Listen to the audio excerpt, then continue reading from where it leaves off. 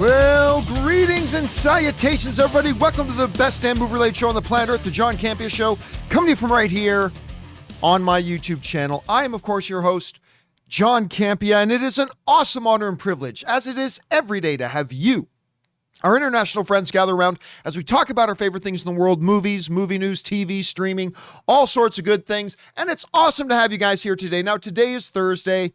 Erin was supposed to be here today, but about an hour ago, she texted me. She's not feeling well today. She's actually had a rough couple of days. So she sends her apologies. Don't worry, we'll have her on maybe Monday or Tuesday or Wednesday. I'll have her come on and join me and Robert Meyer Burnett, because I know she misses being on the show. So don't worry, guys. You're going to get your fix of Erin here really soon. Anyway, we do have a lot of things to talk about here today, guys, and here's how today's show is going to go. We're going to take the first half of the show to discuss some predetermined topics, and then in the second half of the show, we're going to take your live comments and questions. The way you can get a live comment or question on the show is simply by going down into the description of this video, and you'll see a tip link. Just click on that, or you can enter it in manually by going to www.streamelements.com/movieblogtv/tip. Once you guys do that, make sure you fill in your name at the top, because we get a lot come in that just say anonymous. And I want to make sure that if you guys are sending in a fun topic for us to discuss, or you're supporting the channel, I want to make sure you guys get a shout out. So try to remember to fill out that name part as well. And then you will see your submission discussed and brought up here on the show, if it's appropriate for the show, of course. All right, guys, with that down and out of the way, let's just jump right into it, shall we, by getting into our first main topic today. Now, how do we select our main topics? That's even easier. You guys come up with our main topics. You see, whenever you come across a big topic, issue, or story that you think needs to be a main topic here on the show, just go anytime 24/7 over to www.thejohncampeashow.com/contact. Once you guys get there, you're going to see a form. Fill it out with your topic or question. It's absolutely free. Hit submit, and then maybe, just maybe, you might see your submission featured as a main topic here on the John Campea Show. With that down, let's move on to main topic number one, shall we? And our first main topic today gets submitted to us by William. And William writes, "Hey, John, I just read a report that says Netflix, the movie and TV show streaming company, is going to start offering video games as a part of their service, and just hired a former gaming exec to head it up. They're saying Netflix could be streaming games within the next year. Is this Netflix making a huge mistake getting into something they aren't experts at, or a genius move?" All right, thanks a lot for sending that in, man. And yeah, talk about kind of surprising news. This kind of comes out of nowhere. So look, Netflix right now, despite how great Disney Plus is doing, despite the great programming that Amazon Prime has, despite how much great programming HBO Max have, the reality is, as of right now, Netflix is still the king of the hill.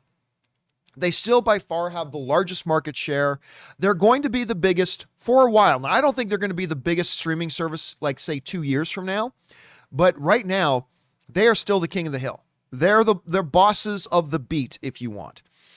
And, you know, they have done so with a great mixture of curated content, of other people's IP, and their own original TV shows, and their not so good movies. But sometimes they create a pretty good one or not.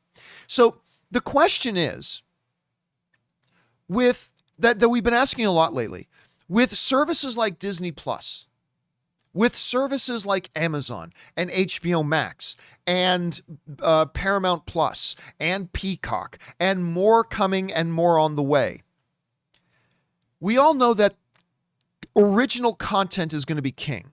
What's really going to differentiate all these things is going to be who has the best original content, both in terms of quality and, to be honest, in terms of quantity.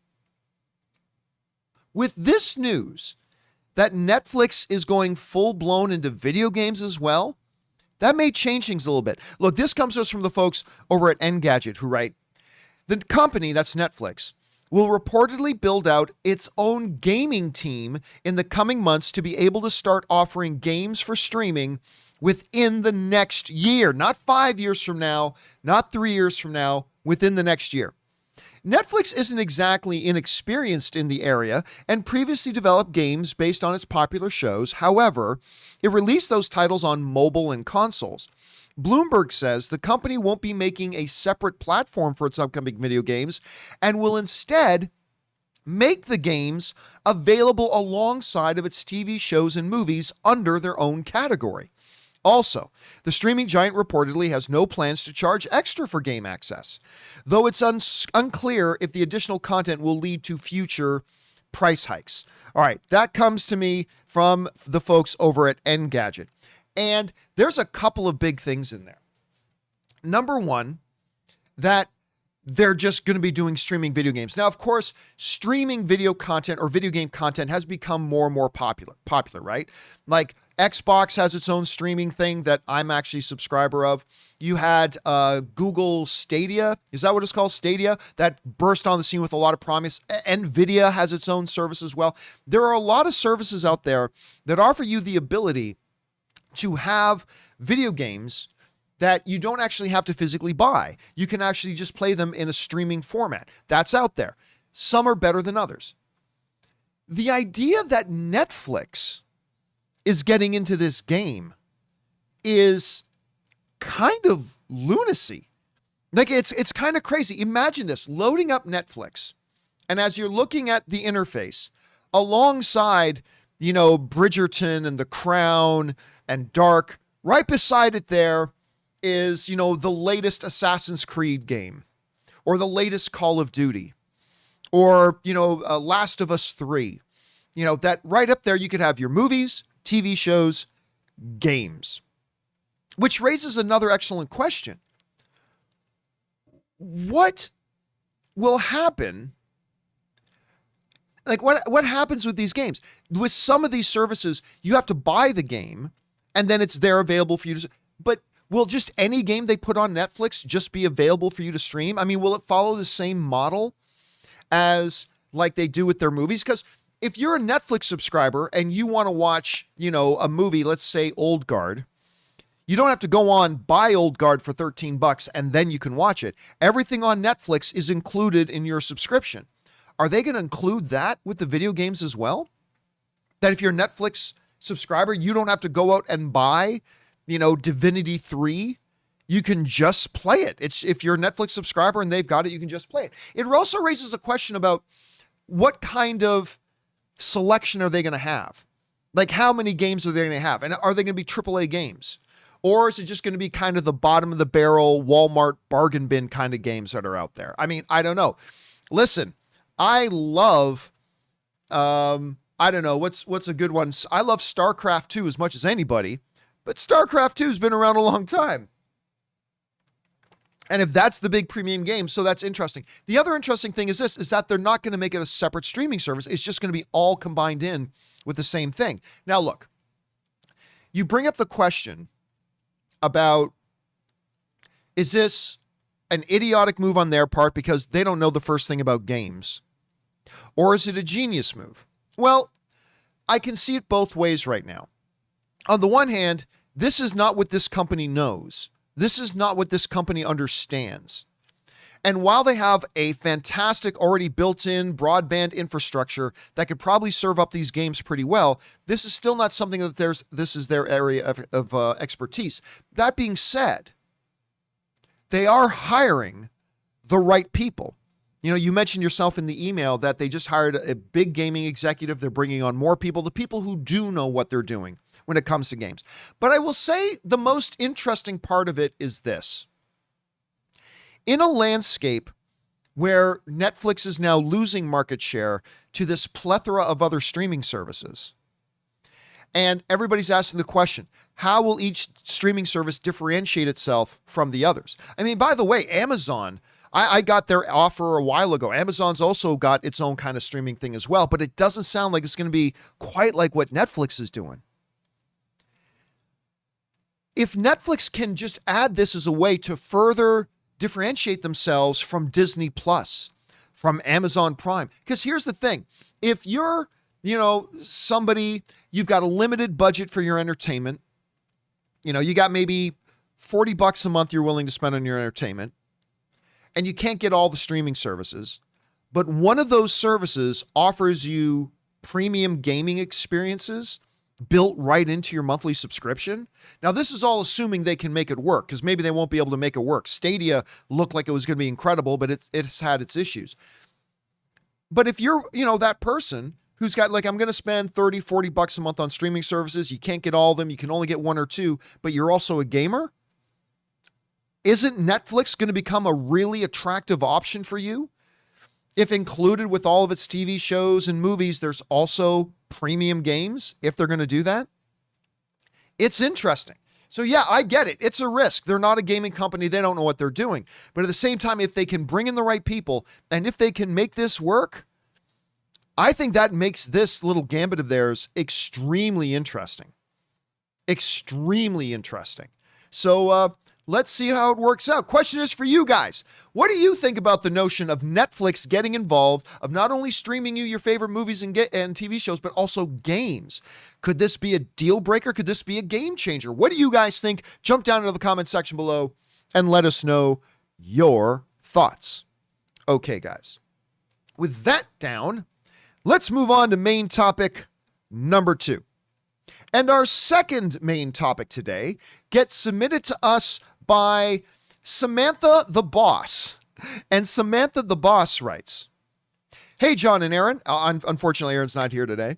"I really loved WandaVision and Doctor Strange, so you can imagine how excited I am for Multiverse of Madness. Anyway, wondering if you saw that Elizabeth Olsen just did an interview where she says that the Multiverse of Madness is actually the scariest Marvel movie yet.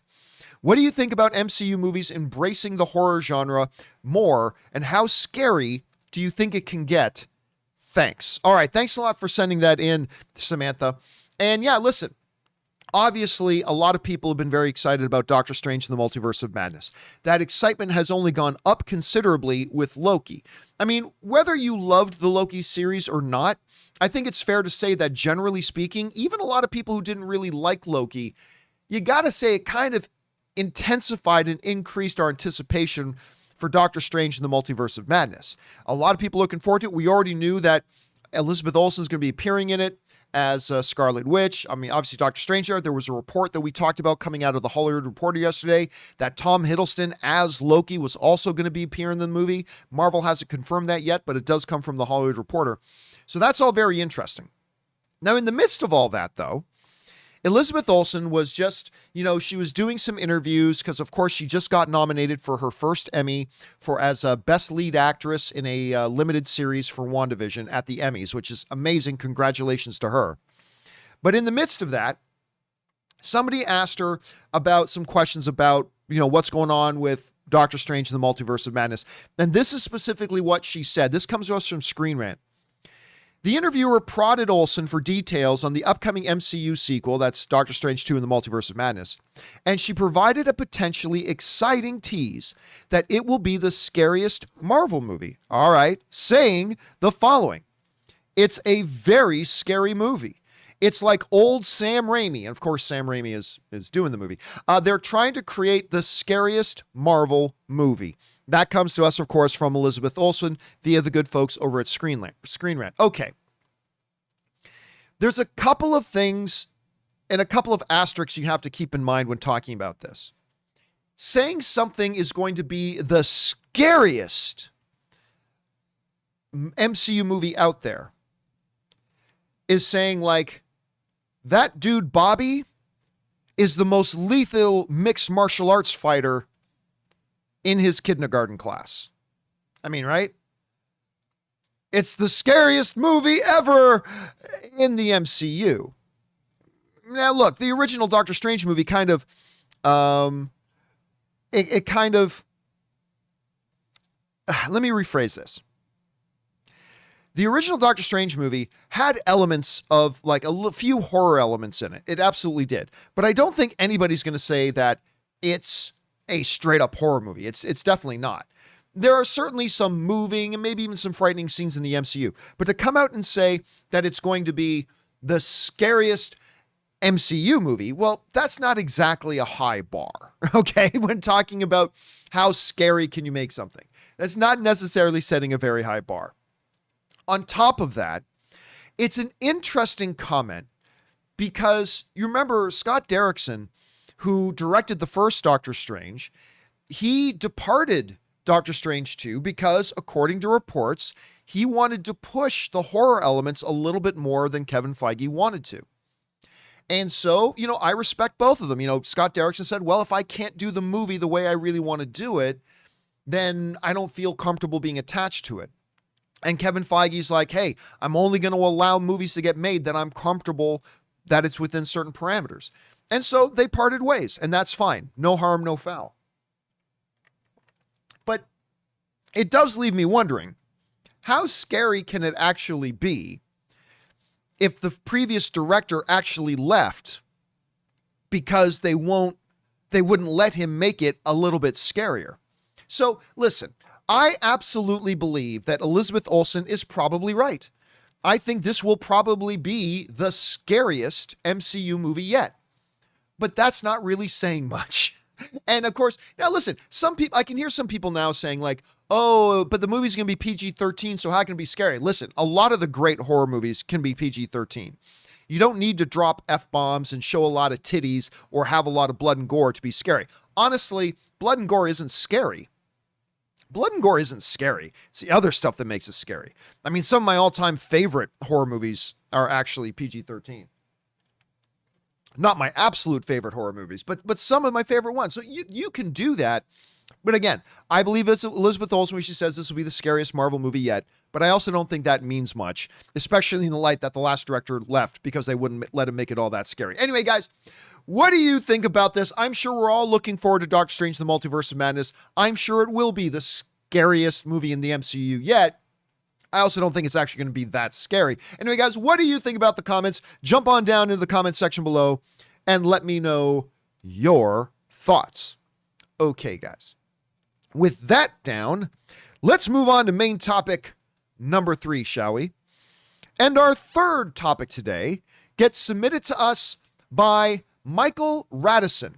And Michael Radisson writes, greetings, John and Aaron's not here today.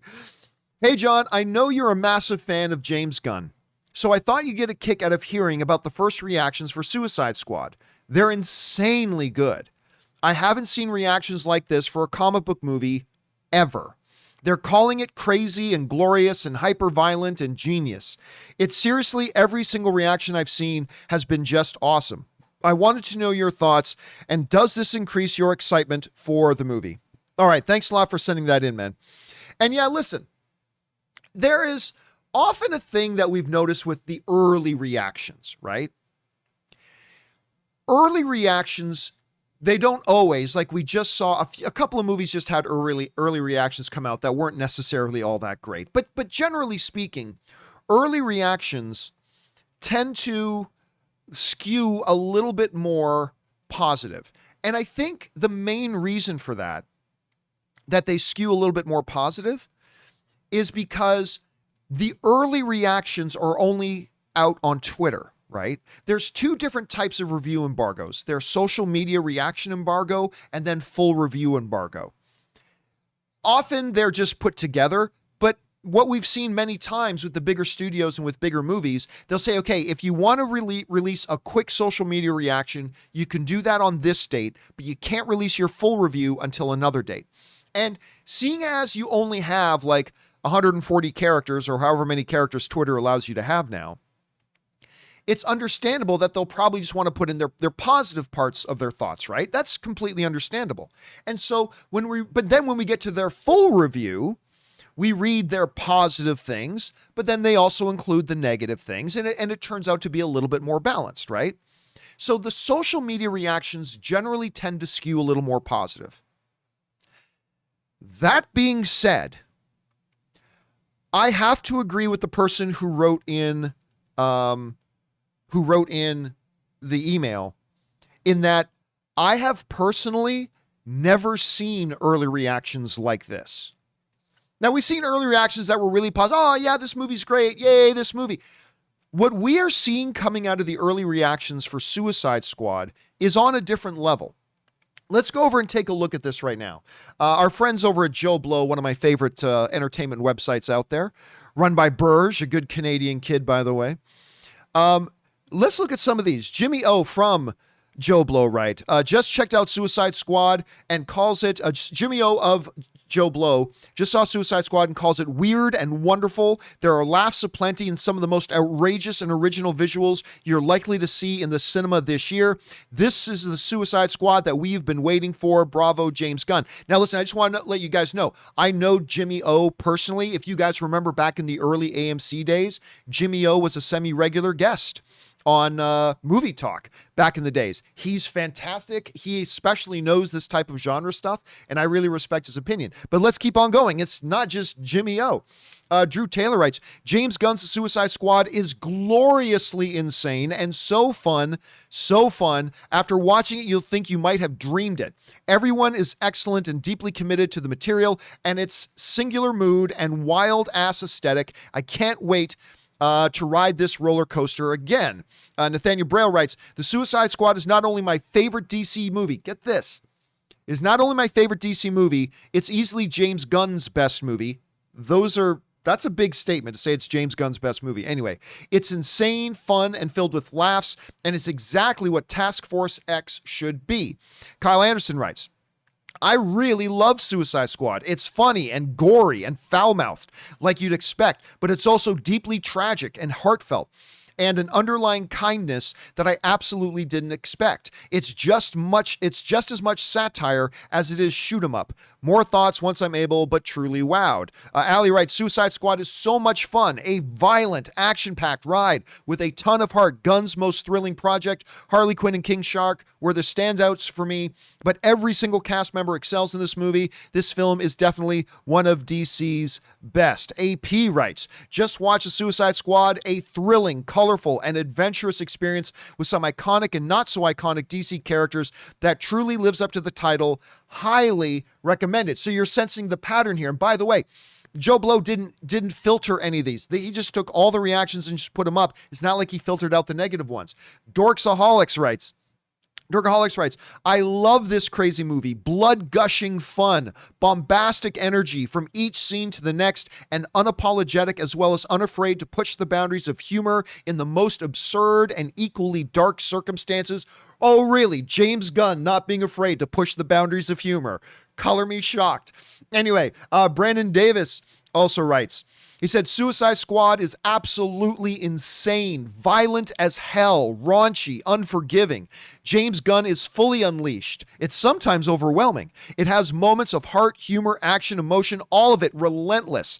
There is nothing like it. Javier X writes, Suicide Squad is visually amazing. It's a nonstop trip from start to finish. The chemistry between the squad is great, and every character gets its moments to shine. Pure cinema for 2 hours. Bravo to the whole team. Culture of Geek PR writes, the Suicide Squad is strong, violent. You sensing a theme here? Violence, I love this, is strong, violent, absurd, and funny. I loved every minute. James Gunn brought his bag of tricks to DC, now with an R rating and free reign to blow our minds. One of the best movies in the DCEU. You have to see it on the big screen. Suicide Squad. This is becoming a thing. Like, they're really emphasizing a lot of the violence in it, and I love that, because that's one of the things we've all been looking forward to, especially with the R rating. And then finally, Vanessa Armstrong writes, got to see James Gunn's Suicide Squad tonight. A hilariously violent and heartfelt story that's surprising in all the right ways, enjoyable for everyone, hardcore DC Comics fans and newbies alike. Go see this movie. Now listen, again, like I was saying, we are all accustomed to seeing early reactions skew positive. And we talked about why I believe that is a little bit off the top. And by the way, our friend Todd Fair sends in a super chat badge in the live chat. Thank you so much for that, Todd. Appreciate that. We all expect that. And so we're used to, again, some of the last couple of movies that have come out have not necessarily had all those glorious early reactions, but we're kind of used to seeing them skew more positive because, they only have a brief moment to share a quick thought. They'll share all their thoughts, including the more negative ones in their full reviews, blah, blah, blah, blah, blah, blah, blah. But guys, I said before we started reading these, I have never read early reactions like that. I know we're all accustomed to the positive early reactions. To me, this goes beyond that. And here's what's especially exciting about it for me. is that, yes, we were hoping that with the R rating, and we were hoping that with the R rating, and we were hoping with, him, it's being a Suicide Squad property, that it was going to be a lot of violence. We knew that James Gunn was going to make it kind of bonkers. If any of you guys have seen Slither, I still think James Gunn's best movie. I think that movie is a masterpiece. If any of you guys have seen Slither, you know how James Gunn just knows how to use violence in a really entertaining way. So we knew it was going to be violent. So I'm excited to see everybody saying, man, this is gory and blood-soaked and ultra-violent and all that. I love hearing that. But what's surprising me is how many of these reaction areas that we're getting in this are also saying things like, it's got a kindness to it. There's a tragedy to it. Multiple of these reviews said it's heartfelt. And if you can make a movie that is gory and ultra violent and have all that stuff, but you can also fill it with all the nutritious goodness of like actually great characters that actually have great motivations, and that it's actually heartfelt and has moments of tenderness in it all at the same time. If you can put something like that on the table, you've got something pretty special.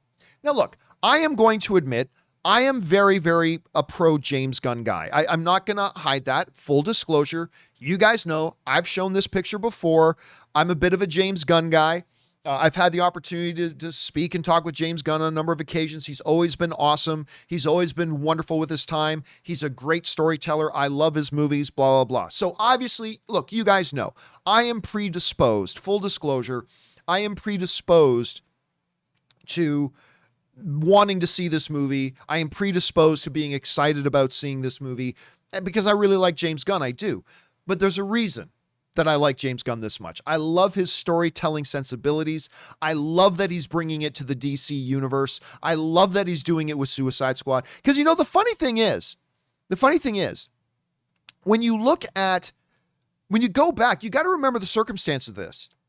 There was that big mess that was happening over at Disney because, 10-year-old tweets from James Gunn came out, tweets that James Gunn totally regretted, but these tweets from 10 years earlier came out. Alan Horn at Disney totally jumped the gun, and instead of taking time to actually process this, just fired James Gunn kind of willy-nilly. Every studio in Hollywood lined up to offer James Gunn's projects, and Warner Brothers came to James Gunn and said, you can do any movie you want. We'll give you anything you want. You want to do Superman? We'll let you do a Superman movie. You want to do Flash? We'll let you do Flash. Whatever you want to do, James, just come over here and make something. And for whatever reason, we all thought it was strange at the time, Gunn decided he wanted to do Suicide Squad. And it's like, really? Suicide Squad? But the more we all thought about it, it's like, you know what? That's actually perfect. That's actually perfect for James Gunn's sensibilities. This is absolutely perfect for James Gunn's sensibilities. Especially when you look back at what he did with Guardians of the Galaxy, right? A ragtag group of misfit, odd characters, kind of B-level characters in their cinematic universe. Give him that again, let him go hard R, and sit back and watch what James Gunn does. And so I got to tell you guys, I am really stoked. I am really stoked to see all these reactions coming from some people whose opinions I really respect a lot. And I cannot wait to watch this. I'm going to go watch this in cinemas. James Gunn, thank you in advance for making this, and I can't wait to see it. Now, if it sucks, it sucks, but so far the reactions have been really good. Question is for you guys. What do you think about these early reactions coming out about Suicide Squad? Now, look, if you're one of these people that you're a little bit apprehensive about getting too excited because of early reactions, I don't blame you. There have been circumstances like that before. So I get it. For me personally, I've never seen them on this level, so it's got me really quite excited. How are you guys feeling about Suicide Squad right now? Jump on down into the comments section below and let us know your thoughts. Okay, guys. with that all down and out of the way, let's now spend the rest of our time today taking your live comments and questions. Once again, if you want to fire in a live comment or question, simply go over to www.streamelements.com/movieblogtv/tip. You'll be getting your comment or question on the show if it's appropriate for the show. And of course, you're supporting the channel at the same time. And all of us involved here with the show, thank you guys so much for your support. Okay, let's jump on over to it right now. We're going to get things started off here with IMAV, who tips in like $50. Thank you, IMAV, for supporting our channel on that level, man. Really appreciate that. Wow, your source for missed minutes participation sucks. The Loki finale delivers in spades. So awesome. Now, for you those of you who don't know the background of that, during one of our Loki videos and one of our Loki streams, I was saying I don't think we're going to see missed minutes again. And then it was after episode 4, I think. I said, I don't think we're going to see missed minutes again. And then somebody wrote in, if I remember it correctly, and said, John, you've been saying you don't think we're going to see missed minutes again. Why? I said, okay, well, here's the thing. I had somebody that I know that's kind of connected to the situation who told me that missed minutes, told me earlier that missed minutes was only going to be in 2 episodes, in the first 2 episodes, and then she wasn't going to be in it again. And I said, now I didn't bring that up before because this person is not exactly a reliable source, just so you know. And I feel bad saying that because they're watching the show. But I said, they're not exactly a reliable source, so I didn't bring it up before. But now that Miss Minutes hasn't been in episode 3 or episode 4, I'm thinking maybe he was right. And then as soon as I said that, episode 5 came out, and who was in episode 5? Miss Minutes. And then who was in episode 6? Miss Minutes. Anyway, yeah, I didn't think the finale was fantastic, but I liked it. I thought the finale was solid.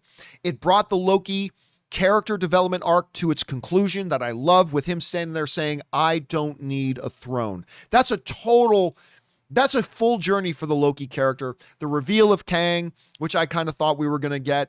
I thought it was very good, but I didn't think it was great. But that's just me. Anyway, thanks again, IMAP, for sending that in. And thanks for supporting our channel on that level, dude. Appreciate that. All right, next up. Jaron Morris writes, I asked this, but it was answered by Rob in a companion video. Awesome job, Rob, by the way. He does do a great job with those, doesn't he? But what are your thoughts on Nick Diaz's return and fighting Robbie Lawler, too? Me and a lot of the MMA community were expecting Jorge Masvidal versus Nick Diaz. Thoughts? I'm going to be honest with you. I think the matchup is perfect. Because, honestly, how long has it been since Nick Diaz has fought? I mean, Nate obviously has been very active. Well, not super active, but he's been more active than Nick. And Nick's getting older. Robbie Lawler is no longer in the prime of his fighting career either. Love Robbie Lawler, by the way. But he's not in the prime of his fighting career anymore either. So honestly, I think this is a matchup that makes a lot of sense. So I'm personally looking forward to it. I think the matchup makes a lot of sense. All right. Next up, we've got Jaron Morse also writes.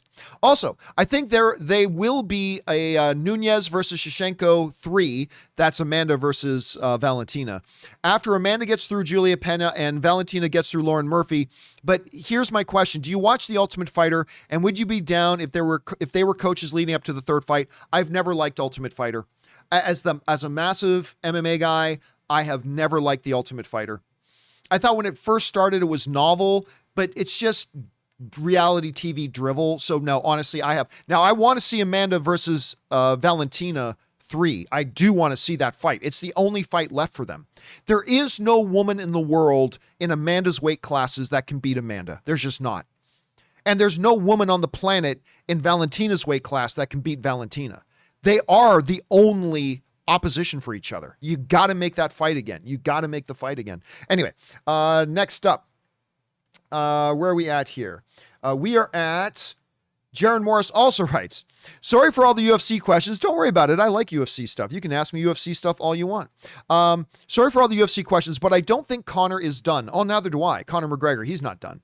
I do think he's done fighting top 5 or top 6 fighters. So I believe when Conor comes back, give him Nate Diaz to finish the trilogy or give him Tony Ferguson. I don't know if he'd want to fight Tony Ferguson. Big money fights and Conor is money. Here's the thing.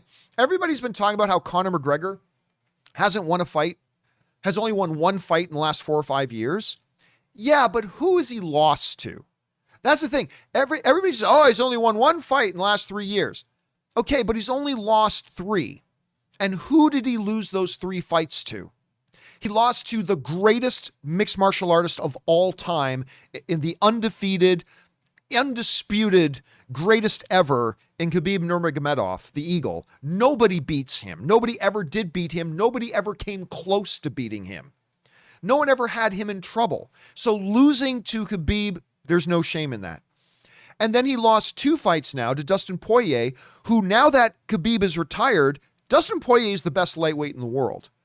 So yeah, he's lost 3 of his last 4 UFC fights, but look at who he's lost against. Is Conor McGregor done? No, he's not done. I hate the guy. I think he's a garbage human being, but is he done? No. And I look forward to watching him. I hope he gets another fight against Dustin, because I want to see him get his ass handed to him some more. But that's just me. All right, next up. IMAV also tips in another $50. Thank you, IMAV. And IMAV writes in, Kang is stupid.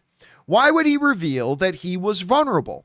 Once he established that he knew everything and he had the Loki subdued, a crazy great finale, still believe that your Ms. Minute source needs to be tarred and feathered. Again, I told you it wasn't a reliable source. I told you that when I said it in the first place. But think about it.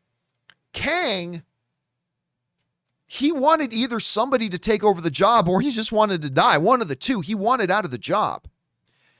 So, and it was thrilling to him. That's one of the things I liked about that scene. It was thrilling to him not knowing what was going to happen. So I personally thought that was a strength of the episode. In my opinion, I thought that was a strength part of the episode, but that's just me. Again, man, thank you for sending that in and supporting our channel on that level, dude. All right, next up, we go to Colby, who writes, hey, John and Rob. Rob's not here on Thursdays, obviously. How do you guys feel about the Amazing Spider-Man series of movies?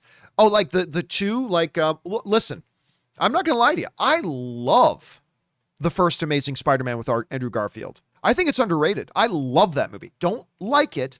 I don't think it's really good. I love that movie. I think that movie's great. I'll argue anybody on that. The Amazing Spider-Man 2 is obviously a different story. I didn't think it was the hot train wreck that a lot of people think it is, but it was clearly a major step down. Like what was going on with Paul Giamatti in that movie? I mean, they just misused so many things. I mean, the Emma Stone, Andrew Garfield relationship chemistry was still great in The Amazing Spider-Man 2, but obviously that movie was a big step down.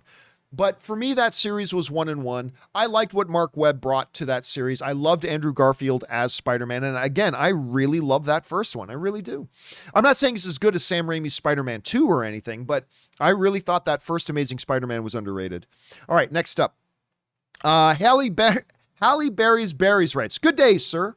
Rewatching the Marvel Investor Day presentation at around 11 minutes, 30 seconds, Feige indeed pronounces Shang-Chi like Shang-Chi. Shang sounding familiar to Wong. Also, in recent interviews, he's still pronouncing a Shang love the show. I get that. Other people have written that in already, but Rob and I have both pointed to and talked several times that he's also definitively pronounced it as Shang-Chi. So listen, I don't care about this debate. I don't care about it. The movie's going to come out and then it's going to be said in the movie. And then once it's said in the movie, that will settle it.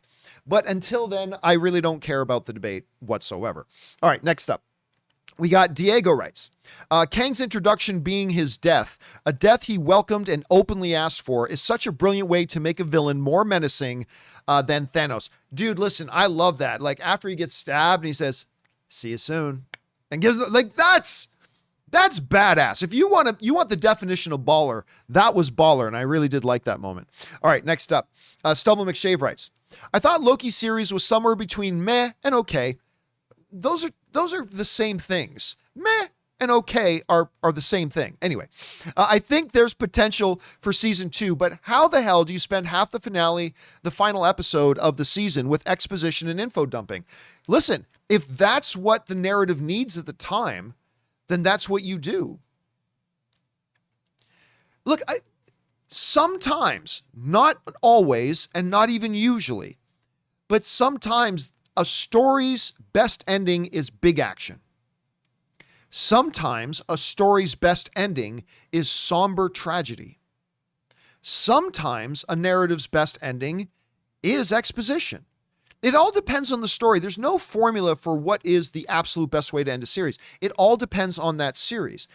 I would suggest that the exposition in this finale was absolutely required. Now, what I also think, and I said this in the spoiler discussion, what I also think is that they absolutely should have introduced Kang in the second to last episode.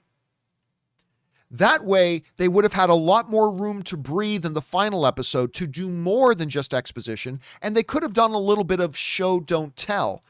But instead, with the situation they're in, the exposition dump was kind of required, and I just generally thought it worked. I did.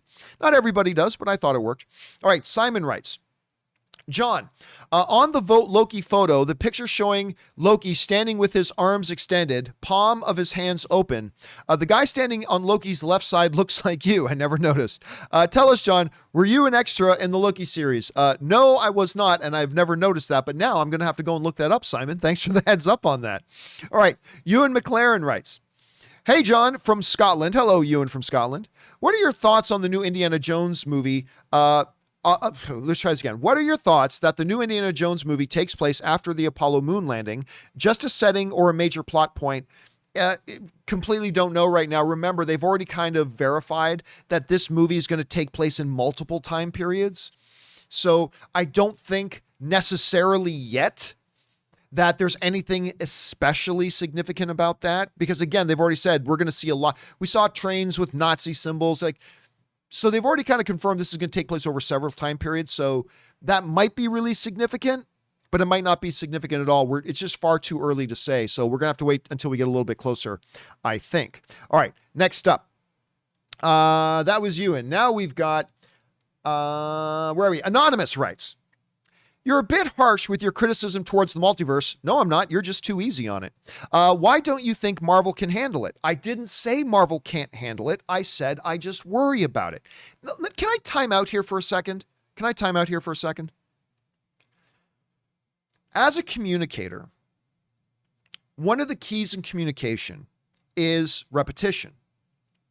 Repetition buries something more in your head. And so I'm sometimes criticized, and I'm fine with it because I know I'm right. I am sometimes criticized by people saying, John, you repeat yourself a lot. I know. And that's a very specific communication tool that I use, because you know what happens when I don't repeat something several times? I get people like Anonymous writing in saying, man, why are you saying Marvel can't handle multiverse? I didn't say Marvel can't handle multiverse. I said very clearly, listen, I trust Feige more than anybody, and I'm not saying it's doomed. I'm just saying I'm a little concerned. I'm a little bit worried, because I've already heard from some people that have been telling me that are fans of the MCU that all this multiverse stuff and all these timelines, they're feeling alienated, and they're kind of got one foot out the door because of it. So I just said, I'm a little nervous, a little bit concerned that this could be potentially a problem moving forward if they dive too headfirst into the uber geeky stuff of massive multiverse and massive timelines and massive all this kind of stuff. I just worry a little bit. But if I trust anybody, I trust Kevin Feige. See, I said that clearly. I even repeated it. But clearly I needed to repeat it more, because this happens all the time. No matter how clearly I say something, somebody else comes back and says, why do you think Marvel can't handle it? I'm like, oh, for fuck's sakes. I didn't say Marvel can't handle it. I just said it's something to be a little bit concerned. Anyway, let's go back over and keep reading. You're a bit harsh with your criticism towards multiverse. Why don't you think Marvel can handle it? Have they not earned your trust? Did I not specifically say, hey, if anybody can handle this, it's Kevin Feige? Anyway, obviously I see your concerns, but I think they can, right? I hope you have to watch Sylvie and Loki bang. By the way, I've always said that I thought Loki and Sylvie, that whole thing is just gross to me, whatever, but it is what it is. Again, I'll say it for a 15th time. I'm not saying Marvel can't handle it. I'm not saying we shouldn't trust Kevin Feige. I'm saying is, because I've already heard from some people that are starting to feel a little bit alienated from it, I think there is a little bit of a potential possibility that this could leave some people feeling left out. I mean, the hardcore comic book fans like you and me, we love this stuff. But, well, I don't like time travel, but whatever. But we constantly have to remember that you and I represent about 5% of the actual viewing audience. And a lot of the other viewing audience, this isn't going to work for. So it's all going to come down to how do they execute it. So like I said, I'm just a little worried about it. I think there's a potential problem. But yeah, let's see how well they handle it moving forward. All right. Next up, we got Bojax who writes, "Hey, John. My take on the Spider-Man becoming Iron Man / Doctor Strange Jr. is I'm okay with it. Reason being, if we had 2 other series where he stood on his own, so while in the MCU, it's just a different take. I believe he will eventually stand on his own, though." Yeah, I mean, look, I get that. Again, to me, it does bother me a little bit because I really, really like Spider-Man Homecoming, Spider-Man Far From Home. Can't wait for Spider-Man No Way Home. But amidst loving it, I've always said that my one little gripe is, why does Marvel right now not seem to think that Spider-Man is a cool character? Why do they think Spider-Man's lame? Like, Spider-Man's not cool. You know what's cool? Iron Man's cool. Got to give Spider-Man an Iron Man outfit. That'll make him cool. Then people will like Spider-Man. Well, you can't just swing around without a built-in AI computer system and targeting computers and robotic arms. That's lame. Who watches that? Nobody will care about Spider-Man without an Iron Man suit. And now that Iron Man's gone, we got pictures yesterday of Spider-Man wielding Doctor Strange magic, and we know Doctor Strange again. So it's like, so now he still can't just be Spider-Man. Now he's got to be Doctor Strange Jr. Now look, I'm going to give it the benefit of the doubt. I'm going to believe until I see the movie that they have a good reason for doing it and the narrative will flow really well. But, you know, on its surface, I got to admit, it kind of bugs me a little bit. Like, Spider-Man's not even my favorite character. But it's like, why won't you guys just let Spider-Man be Spider-Man?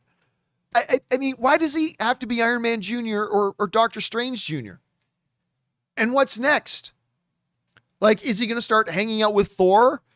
And instead of a giant hammer, he's going to walk around with a giant magical enchanted wrench bestowed upon him by, I don't know, Eogoth, the Norwegian god of death metal?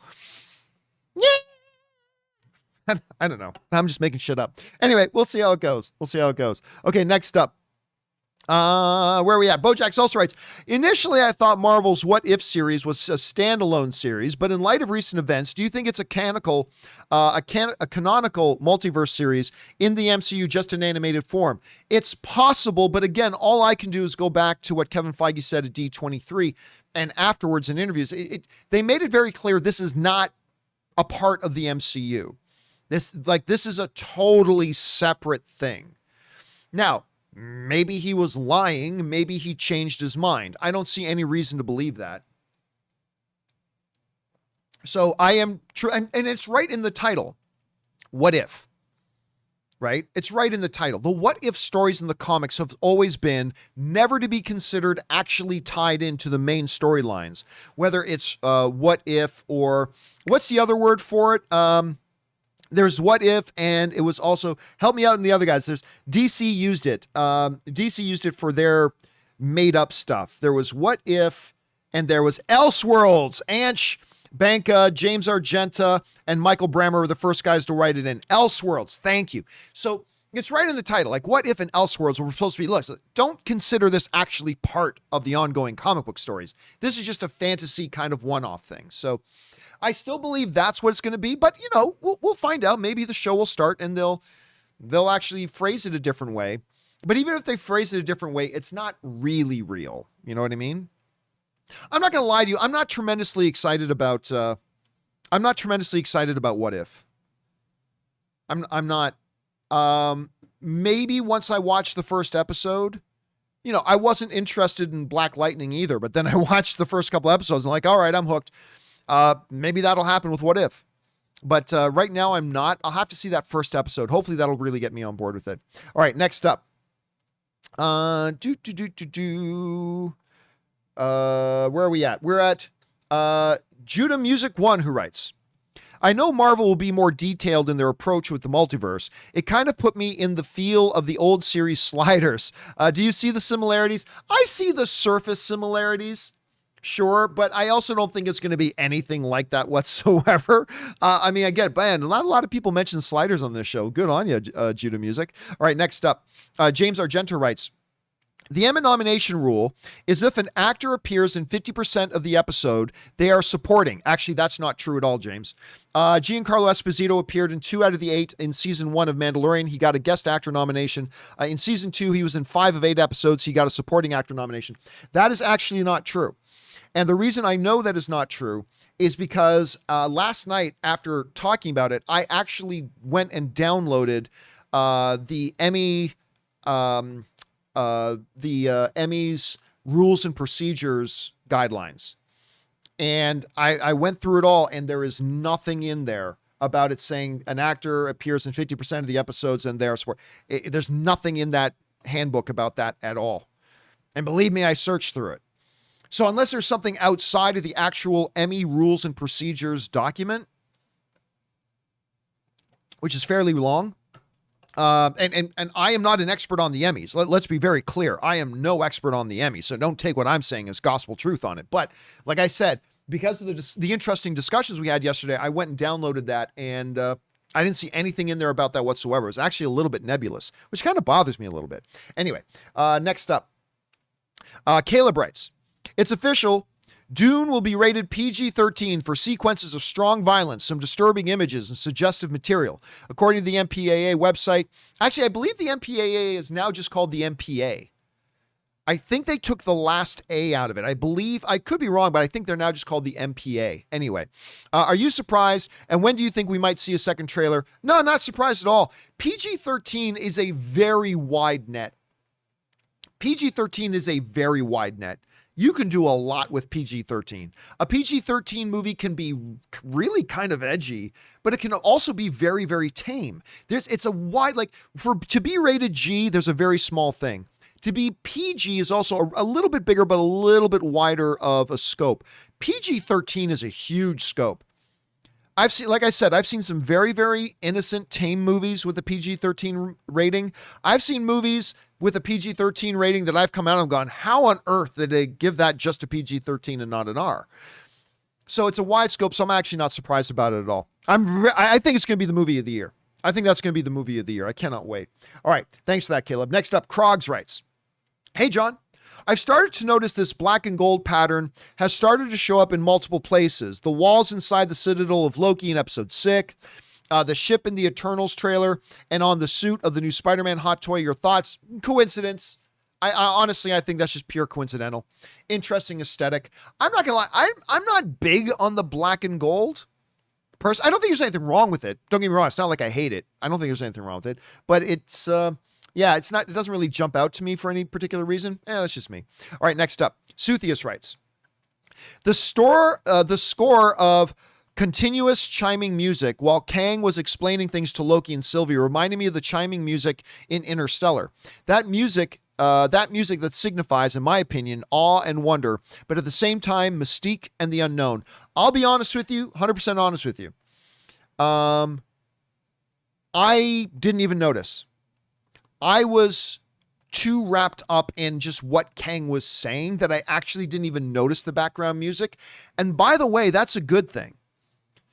A lot of times musical score is meant to bleed into the background and be a part of the ambience of the entire scene to the point that you're not even supposed to notice it. Sometimes a piece of music in a movie or a TV show is truly doing its job if you don't even actually notice it, because it becomes a part of the atmosphere that you don't even consciously notice.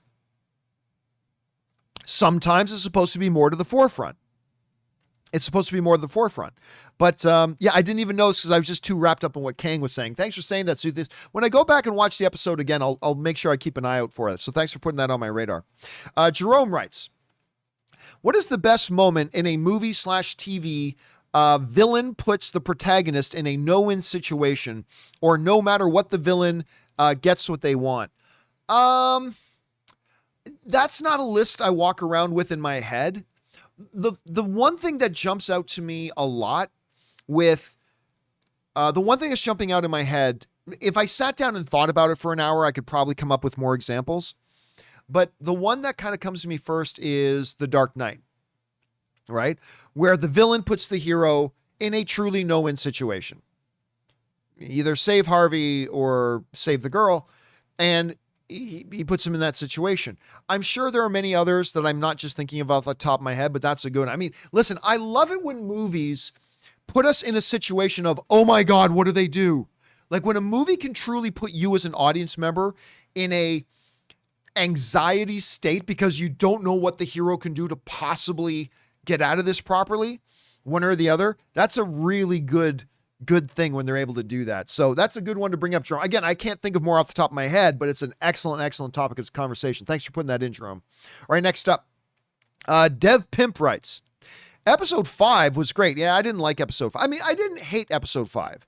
I thought episode 5 was at most okay. I disliked episode 3, but I was a little disappointed with episode 5. Anyway, Dev thinks episode 5 was great. I love the symbolism in it. Classic Loki being devoured by Alioth was symbolic of Loki slaying his inner demon by becoming selfless. That's a good interpretation of it. I like that. It was the journey of Loki, but the series didn't provide an ending for Loki. Disappointed. Oh, I disagree, Dev. I disagree. We did get the conclusion of that. This show was about Loki's development as a character. It wasn't about the TVA. It wasn't about giant smoke dogs. It wasn't about a castle on an asteroid. This show was about Loki and his journey of character development. It starts off with him still being in the original Avengers movie, coming out in some desert, trying to command and lord over people in the desert. And then it brings us to that moment, that iconic moment to me, the strongest moment of episode 6, when he talks to Sylvan, he says, I don't want a throne. I don't need a throne. All I want is for you to be safe. I want to save reality. That to me was the ultimate destination of a character development journey of our main title character, Loki. So I believe he really did get a great ending there. And then they open it up. Then he's in another sticky situation that we'll have to pick up in Loki season 2. But I thought they gave him that ending really, really well. I thought it was great. Okay, next up. Where are we at? Mark 2021 writes, hey, John, maybe Loki isn't in Doctor Strange 2 instead of saying back in season 2. Okay, maybe Loki isn't in Doctor Strange 2. Instead of saying back in season 2, would they not have said Loki will be back in Doctor Strange 2 like they always have? Just my thoughts. Thanks. No. Look, I would have agreed with you on that, Mark, if the post-credit scene said Loki will return in Loki season 2, right? Like they've done in some other Marvel stuff. Because if they had said that, then we would all go, well, wait a minute. Why did they say Loki will return in Loki season 2 if he's going to be back in Doctor Strange 2? But they didn't say that. They just announced Loki season 2. That's all they said. So no, they would not have necessarily have put in the end credit scene, Loki will return in Doctor Strange 2. They wouldn't necessarily have done that. I mean, they could have done it, but they wouldn't necessarily have done that. So yeah, I don't think that's a reason to believe he won't be in it. Listen, the Hollywood Reporter says he's going to be in it. I think we can assume that he will.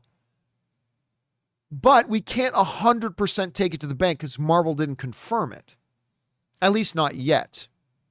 Then again, there are a lot of things Marvel don't confirm that comes out of the Hollywood Reporter and Variety until like a year later. But I think right now we can assume he'll be there, but there's definitely a possibility he won't. But I don't think that the wording of that post-credit scene is in any way, shape, or form affirms or detracts from the idea that he's going to be in Doctor Strange 2. That's just my take on it at any rate. All right, next up. Miguel Zayan writes, hey, John, I like the Loki finale very much. Spoiler warning for the finale. We're a couple days out. I was just thinking, imagine if when Sylvie stabbed him, imagine him saying, they're coming. Kind of like, ooh, I thought that would have been terrible. Oh, that would have been terrible. They're coming. Kind of like Luthor and Batman versus Superman saying the red capes are coming. Thanks. No, Miguel. No, I think that would have been cheesy as fuck. I think everybody would have laughed at that. I don't think just the way he did it with see you around. That was perfect. Because if he had said that, I think it would have come across as cheesy and it would have instantly elicited everybody comparing it to the Lex Luthor line. And that would have been cheesy too. So I'm very, very glad, personally, I'm very, very glad they didn't do that. That's my take on it at any rate. Thanks for sharing your thoughts though, Miguel. All right, next up. Miguel also writes, hey, John, some spoilers for Loki. I'm assuming that the chances of Assuming that the chances of versions of Kang appearing in different films are high, do you think this ramification will be ended in a Fantastic Four film? No. Like the Four would be the ones to defeat him. Do you think they have cast them? Do I think they've cast Fantastic Four? Yes. I think the Fantastic Four is already cast. Maybe not every single role in the movie yet, but I think the Four are cast. I think that's done. Like, we now know. Remember, they filmed Loki long before they ever announced Jonathan Majors was going to be playing Kang. Long before. Marvel cast their people way in advance, and then they let it become public knowledge, or one of the trades finds out about it much later on. I believe Fantastic Four is cast. However, you also have to keep this in mind. That Kevin Feige said when they made the announcement that Disney was taking over Fox, and they asked him, when are you going to bring in Fox and X-Men? He said, I've got the next 5 years planned. That means Loki was already on his drawing board. He already had his basic idea for what Loki was going to be and how it was going to lead into Doctor Strange 2 and all that kind of stuff. And he did all of that before he ever knew that Disney was getting Fox.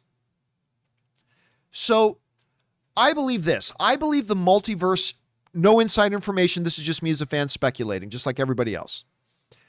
I believe the multiverse storyline will end, but that won't necessarily be the end of Kang. I think Kang will continue on, just like the Civil War story ended, but Captain America was still around.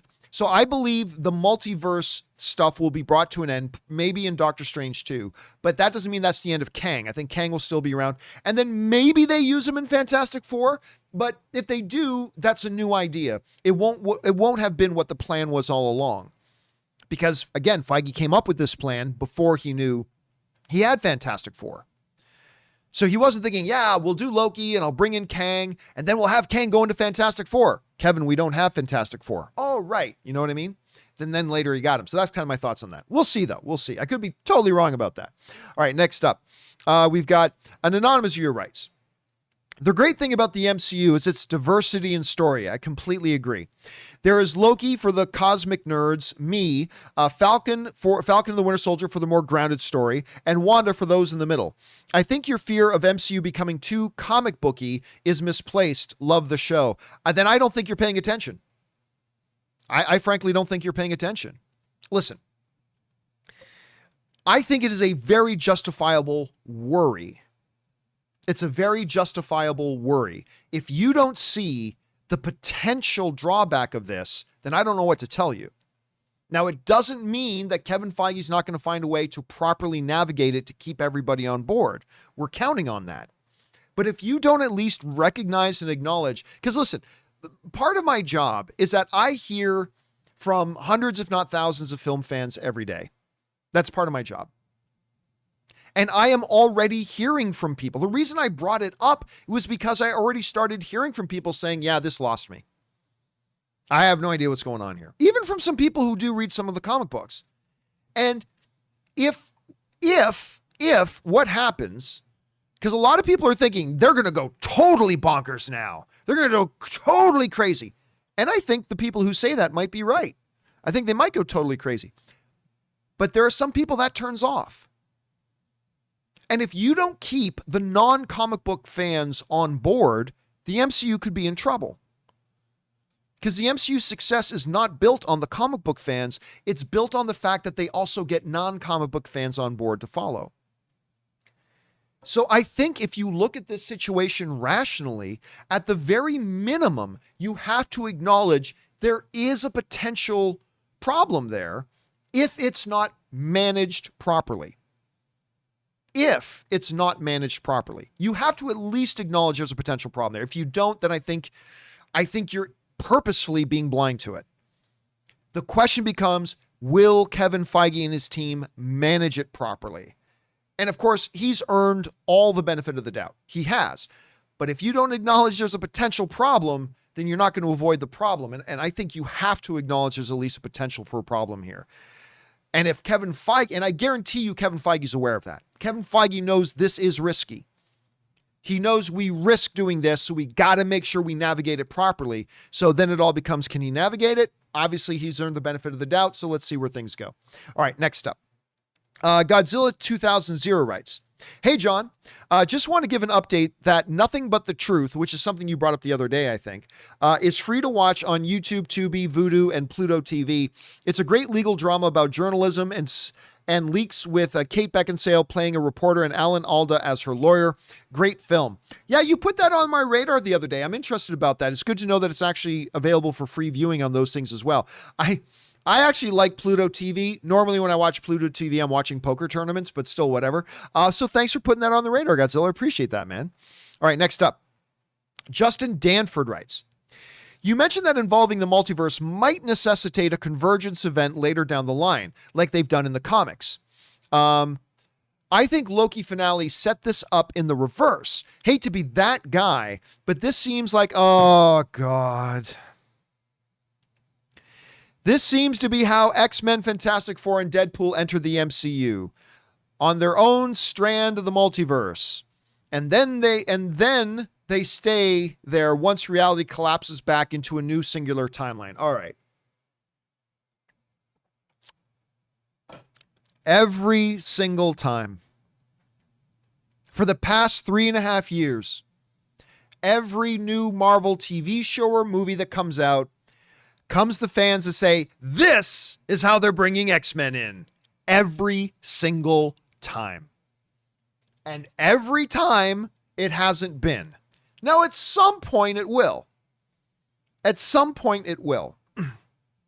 But again, Kevin Feige said he already had the next 5 years planned, and we're not through those 5 years.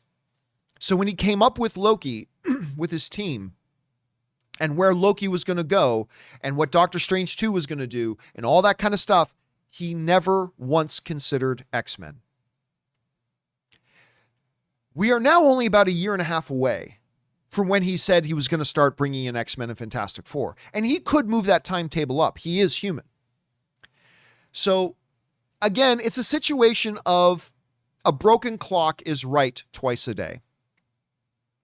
So if everybody just keeps saying every single time there's a new MCU thing, this is where they're going to bring in the X-Men. This is where they're going to bring in the X-Men. This is where they're going to bring in the X-Men. Eventually you'll be right. I mean, eventually you will.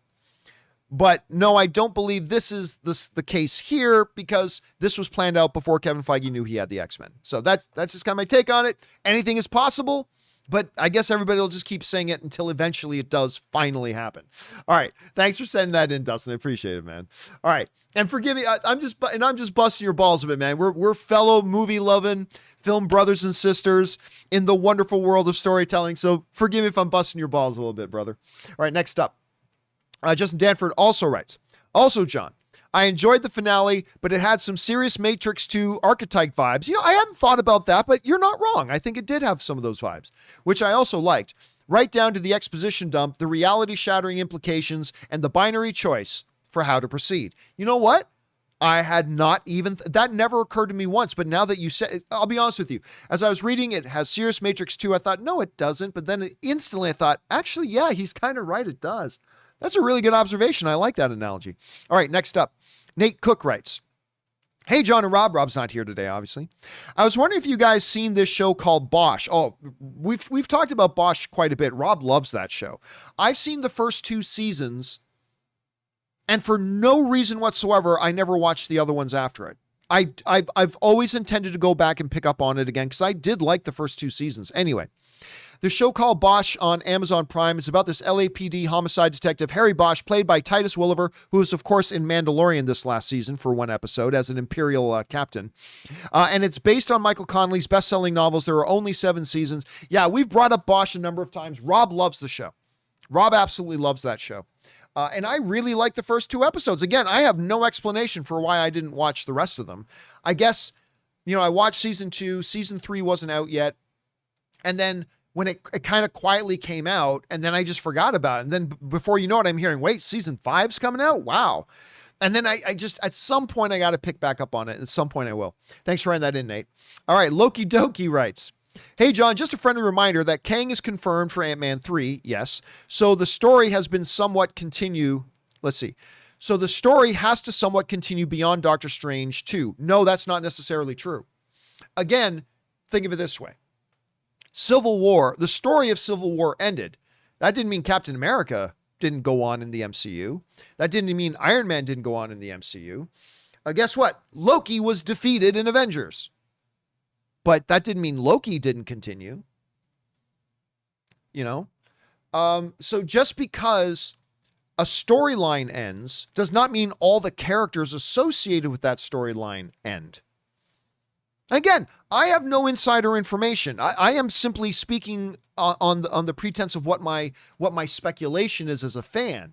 And your speculation is no less valid than mine. I mean, I'm just speculating. But my speculation isn't undermined by that, because just because a storyline ends doesn't mean the characters don't continue to go. If that was the case, we wouldn't have seen Loki again after the first Thor movie. But here we are. So yes, the whole multiverse story can end, and you can have Kang continue. So we'll see how that goes. We'll totally see how that goes. All right. Thanks for writing that in, Loki Doki. By the way, I like that username a lot. All right. Next up, DRE to the dub writes, if you're confused about where Loki's at by the end of episode 6, then just think about the MCU's time logic. Things changed in the past doesn't affect your future. It creates a new timeline, meaning Loki's officially in a different branch. Incorrect. Incorrect. And the reason that is incorrect is because of the nature of the TVA. The TVA is outside of time. The TVA exists outside of time. It is not a part of any timeline or any time branch. Therefore, the events at the end of Loki have somehow completely changed the nature of reality. And in sci-fi, there is a fine but very distinct difference between timeline and reality. Sometimes they can be used interchangeably, sometimes not. Now, if the TVA was a part of the regular timeline, then yeah, you could just say, oh, Loki's at the TVA and now Mobius doesn't recognize him, therefore it's a different splinter of the time. But the TVA exists outside of time. So the very fundamental nature of what their reality is now fundamentally different and changed. So how they're going to actually flesh that all out, I don't know yet. I have no concept right now. I have no concept.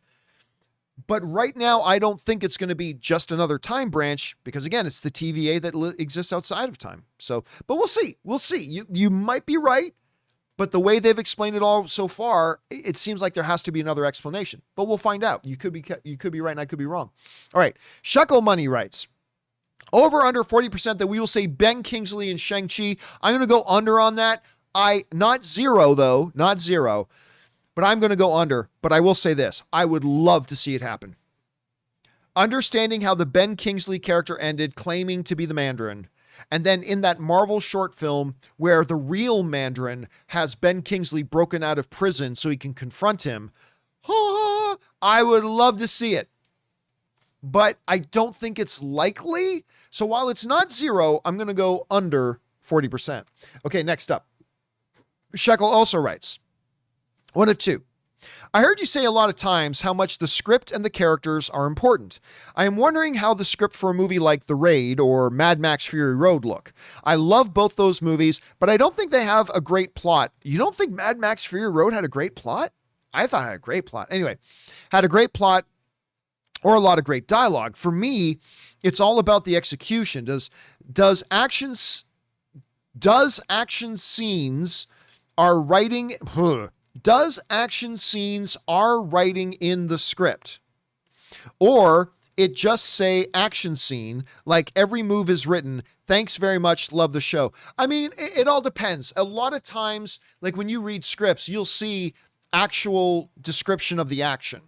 But a lot of times when you get to an action scene in a movie, you're going to get your unit directors in there and they're going to choreograph a fight for you and blah, blah, blah. If there are narrative things that need to happen in the fight, that'll be in the script. And then the action choreographers will make sure that it gets implemented in there. But otherwise it can be a little bit different. But listen, great action without a good story going with it is just visual noise. Like, if all you needed was good action, Transformers 2, 3, 4, and 5 would be considered masterpieces. But the problem is all the action in Transformers is just visual noise because it made no narrative sense. It had no narrative implications. It was just a mess of visual noise and became unsatisfying. When you have narrative purpose to the action, that's when action becomes thrilling. That's when action becomes exciting, when there's narrative purpose to the action. And that all comes from the script. Now, yes, granted, there are going to be some types of movies where maybe the script isn't as important, but that's still the starting foundation of everything is the script. It absolutely is. Otherwise, just get a couple of buddies in a white room, turn on your camera, hit record, and say, now pretend you're fighting for 2 hours. Is that a very interesting movie? Probably not.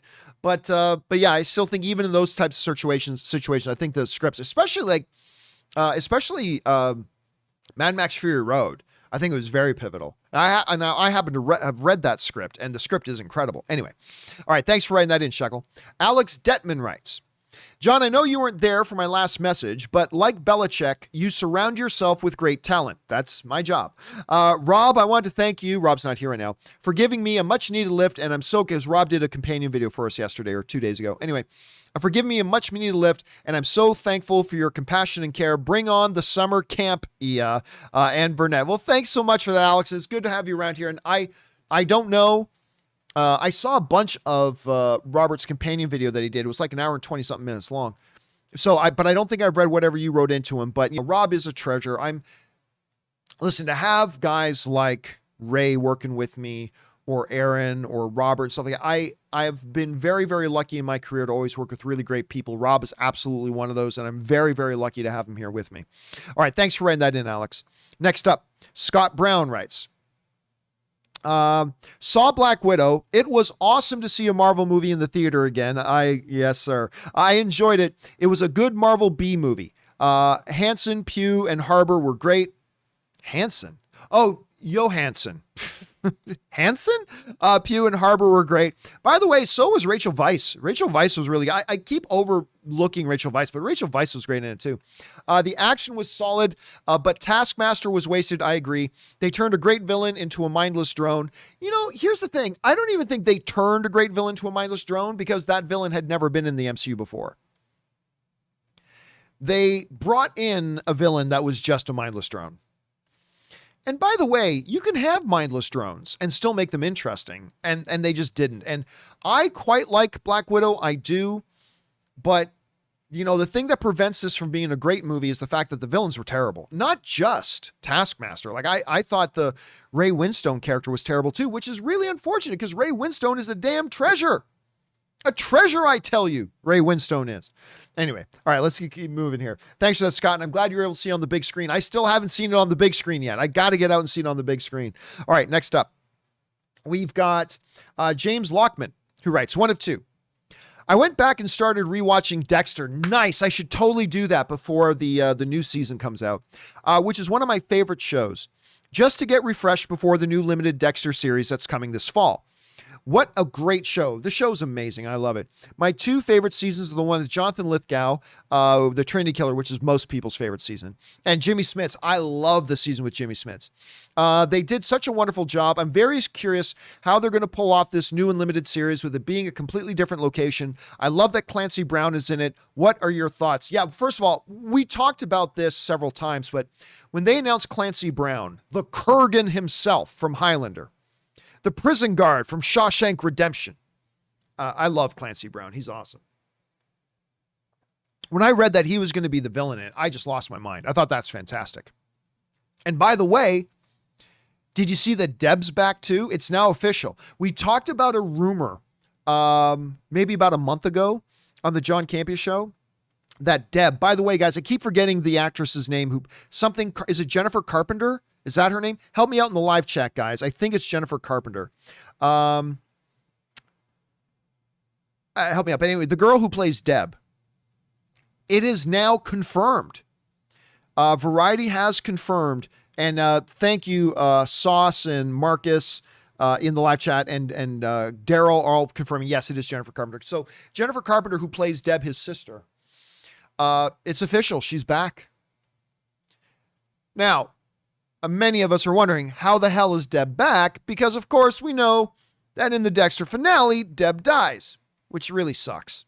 By the way, the finale was not great. The Dexter finale was not good. I thought the last season of Dexter was overall very solid, but the finale was terrible. I agree with that. But she dies. So a lot of people are like, how? Okay, wait a minute. How is Deb in this season? Was she not really dead? No, I think what they're going to do is that she's going to replace Harry. Because remember, all through the Dexter series, he constantly talked to his dead adopted father, Harry's Law. And he was always having conversations with his dead adopted father. So I think, just a guess, I think Deb is going to be replacing that. So I see Yellow Flash is asking, so is this a remake or a reboot? It's neither. It's a continuation. This picks up 8 years, however long it's been since the last season of Dexter. It picks up 8 years later. And so it is a continuation. It is neither a reboot or anything like that. It is a continuation. And yes, Walter is reminding us that Jonathan Lithgow is back as well. He is. Now, apparently Jonathan Lithgow is only going to be back for one episode. So again, it's probably going to be some kind of flashback or some kind of talking to a ghost or something in his mind sort of thing. But yeah, that's what we're going to. I'm very excited. I cannot wait for Dexter to come back, man. I'm very, very stoked about it. All right, next up. Suthius writes, I like to listen to Cool and the Kang while watching such movies as Kiss Kiss Kang Kang. Some days I dance to Kangum Style. Other days I bought my head to the Wu Kang Clan. I'm really looking forward to seeing Kang-Chi in the fall and Scott Kang as Ant-Man again. All right. I'll give you the old, I'll give you the drum shot. Shame on you, Suthius. Shame on you. All right, next up, Scott Brown writes, also, with Black Widow, the characters made this movie work. I agree. The characters was totally what made it work. And I love the scene of Natasha binging Bond. To be vague, there's no way the person who shows up in the post-credit scene could have known what happened between Widow and Hawkeye in Endgame. Absolutely there is, because the whole world knows. The whole world knows.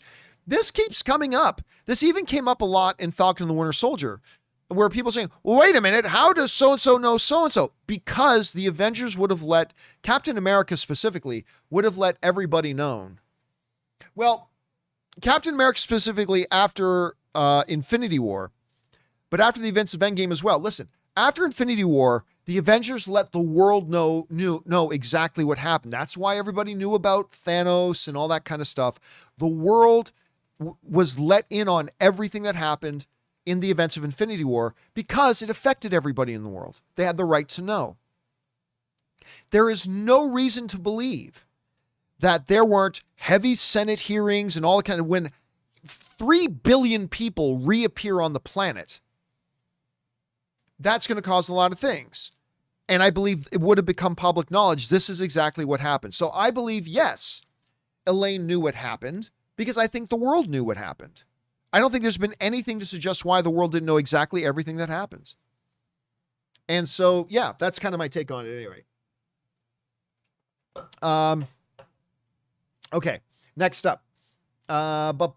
Tron writes, if anything, the Space Jam marketing has shown that Warner Brothers has so much IP, enough to rival Disney. For whatever reason, AT&T has just failed to use any of them to their fullest potential. I don't believe that's true. Hopefully Discovery can make Warner Brothers great again. Listen, Warner Brothers, here's the problem with people in our circles. We all look at Warner Brothers only through the lens of DC. DC is but a small part of what Warner Brothers is. Warner Brothers has done a really good, I mean, look, over the past 10 years, Warner Brothers has put out some fabulous movies, man. Some fabulous movies. But what I find is those of us in the more geek sphere, we can be guilty, and I include myself in this, we can be guilty of being kind of myopic, where we only see things through how does it affect our limited sphere, right? Warner Brothers as a whole, well, they also have had some stumbles like every studio. Warner Brothers in the last decade or so have put out some magnificent, magnificent films. They're a very good studio. And like maybe you're just thinking in terms of the Geekscape, but just because you have those IPs, that doesn't mean you should be running out and making movies of all those IPs, right? So that's just kind of my take on that, Tron. Anyway, next up, Tron also writes, also a bit off topic, but who you got winning the finals? I got Suns in 7. CP3 deserves a ring, and this is probably his last chance for one. Also, D-Book is lethal. I've got problems with Book, to be honest with you. I've got problems with him as a player. Anyway, either way, it's going to be a hell of a series. 7, and I'm here for it. I agree. I think it goes 7, but I'm not sure who wins.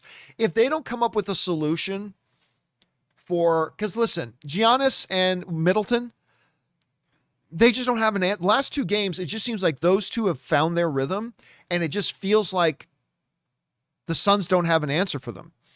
And the problem with Brook is that he comes down the court, and you can just tell, like half the time he comes down the court, he thinks he's the only player on the court. And the Bucks know it. And he pulls this thing where he'll come down the court with the ball, and almost the entire 24-second shot clock will go, and he wouldn't have even for a second think about passing it. He'll know right away that I am going to be taking this shot. And sometimes he hits a lot of them, great, and sometimes he misses them. I far prefer a player like Chris Paul, who's primarily a facilitator. I would like to see him develop that a little bit more. But so I do think it's going to go 7, but right now I'm thinking it's going to go to the Bucks, but we'll have to wait and see. They got to come up with a solution though, because they have not come up with a solution for Giannis. And when I might be mispronouncing his last, I think it's Middleton. Anyway, when those two are in their groove, they're very, very hard to stop. Very hard to stop. All right, next up, Anonymous writes, I really enjoyed the Loki series. Looking back to the 2019 Hall presentation, it's interesting you're bringing this up. I saw that the plan was to release Doctor Strange before Loki. Should we still expect Doctor Strange to be the peak of the multiverse saga, or can this last much longer? Okay, it's really interesting you brought that up, because I was talking to somebody the other day, and the whole idea about the original Phase 4 timeline came up.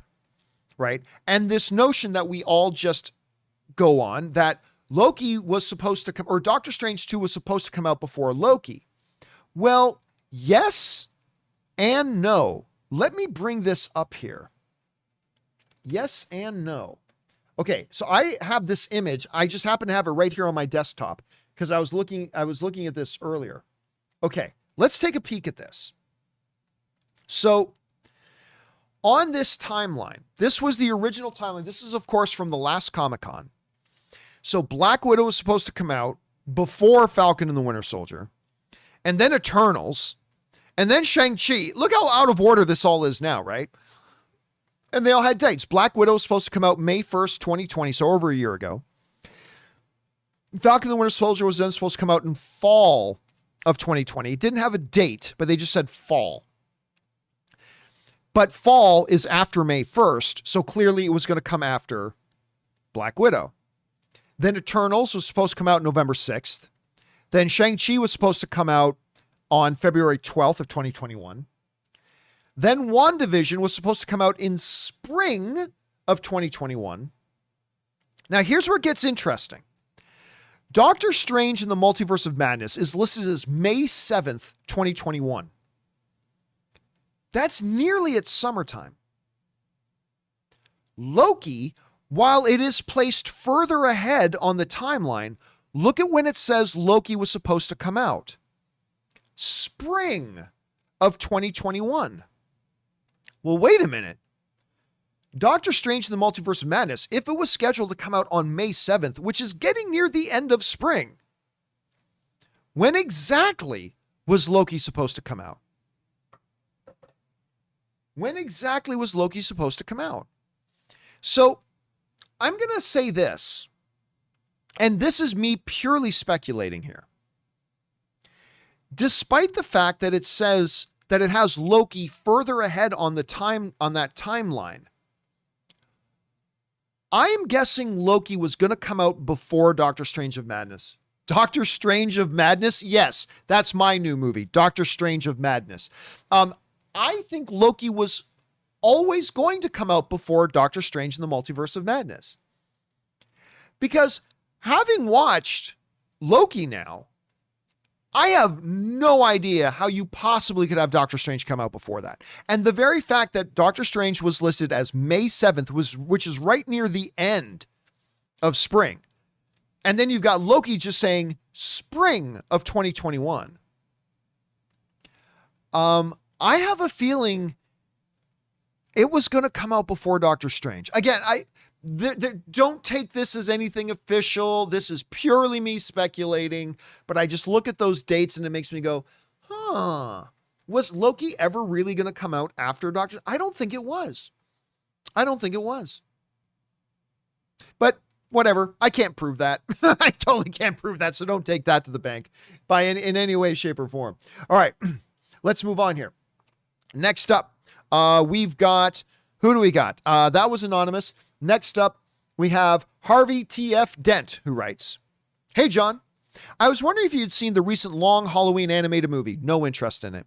Like you, I don't always enjoy the animated stuff, but this movie is really good and really sticks close to the comics. I highly recommend it and part 2 when it comes out. I know I've given up. I've given up on all the Marvel and DC animated shite, at least the made directly for home video shite. I just remember every new DC or Marvel straight to home video thing that comes out, I always get a bunch of people write to me saying, John, you got to watch this one. This one you'll really like. The last one that I gave in on that one was that, what was it called? Justice League Apocalypse War? Is that what it was called? I think it was called Apocalypse War anyway, where at the end, Darkseid ends up having to fight, what's her name? The Teen Titans girl, her demon father, and they, the one I'm talking about? Justice League War, they're called. Okay, Justice League War, all right. I had so many people writing to me and say, oh, John, you're going to like this one. Like, we know you don't like the Marvel or DC straight to home video animated stuff, but you're going to like this one. This one's great. I'm like, okay, all right.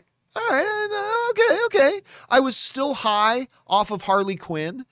So I'm like, okay, yeah, I'll give it a shot then. That movie's fucking garbage. That movie sucks. Now, that's just my opinion. Of course, it's all subjective. If you guys liked it, that's awesome. Not trying to yuck on your yum. As Chris Carr would say. But I thought that was abysmal. I thought that was horrid. Like, really, really bad. The animation was terrible. I mean, way better than I'll ever be able to do, obviously. But, so it was that one that just made me throw in the towel. That one just made me throw in the towel and go, nope, I'm not doing that again. I am not going to be suckered again by all this praise that comes out for these either DC or Marvel straight to home video crap. I'm just not interested. Now, of course, I'm sure something will come out at some point that I'm really going to like. Like there have been a couple in the past. Under the Red Hood, I really liked. The Doctor Strange animated straight to home video movie, I really liked. The Dark Knight Returns animated version, I really liked. So there have been a couple. It's not like none of them have ever appealed to me. There have been a couple that I've liked. But yeah, for the most part, I just... That's just me. Thanks for the recommendation, though, Harvey. I appreciate it, man. All right. Hitchcock is the GOAT writes. Loki was fine, but just didn't work for me. That's understandable. The week-to-week speculation wasn't near as compelling as WandaVision, and the action not as good or choreographed as Falcon and the Winter Soldier. So far, WandaVision is my favorite series, and Bucky is my favorite character arc. Bucky is a great character arc. There's no doubt about that. Bucky is an absolute great character arc. And WandaVision is easily my favorite show out of the three. Easily. But they're all different. Loki wasn't meant to be a mystery, right? Loki really is more a character story. It really was more of a character story. And so, yeah, you're right. It didn't have the week-to-week mystery that WandaVision had, but it really wasn't meant to. It didn't have the week-to-week action that Falcon and the Winter Soldier had, but it was never really meant to. This was a character-driven show about the character development, the character arc of Loki. And I, for one, found that part of it fascinating, and I loved it. for that level. I didn't love the show overall. Again, episode 3 I thought was quite bad. I was really disappointed in episode 5, even though it had some highlights. So I have Loki spotted at number 3. Like number 1, WandaVision, number 2, Falcon and Winter Soldier, number 3, Loki. I still enjoyed Loki, but I absolutely loved his character arc. So that's just me. Anyway, thanks for sharing your thoughts on that, Hitchcock. Appreciate it, man. Next up, Tron writes, top 5 of 2021 so far. Number 1, Judas and the Black Messiah. That was really good. Quiet Place 2. That's probably my number 1 right now. Mitchell's versus the Machines. What a pleasant surprise. If I had to crown my biggest pleasant surprise movie of the year so far, it's got to be Mitchell's versus the Machines. I don't think any of us thought it looked all that good. And I wasn't even going to watch it. And then I had a whole bunch of people saying, John, a whole bunch of you guys started saying, you know what, John? Mitchell's versus the Machines is actually really charming. So finally one night, me and Ann went, okay, well, Ann and I went for a swim, thought, okay, let's watch something before we go to bed. We decided to put on Mitch. Loved it. Mitchell's versus the Machines is delightful. If you guys haven't watched it yet, take Tron's advice here and give it a shot. Give it a look. It's really, really good. Anyway, number 4, Godzilla versus Kang. I had a lot of fun with that. Number 5, Zack Snyder Justice League, and I'm not a Snyder fanboy. Honorable mentions to Black Widow, Malcolm and Marie, Cruella, Nobody. God, I loved Nobody. Do any stand out to you? Again, one of the big ones to me, just because it was such a big, pleasant surprise, was definitely Mitchell's versus the Machines. That was such a great surprise. All right, next up. Ben Bangs writes, hey, John. The older I get, the less patient I am with franchises that have lots of titles and extensive lore to catch up on. Don't you think that sometimes even an otherwise great story can be overwhelmed by too much canon? Yes, if the people running that story don't manage it properly.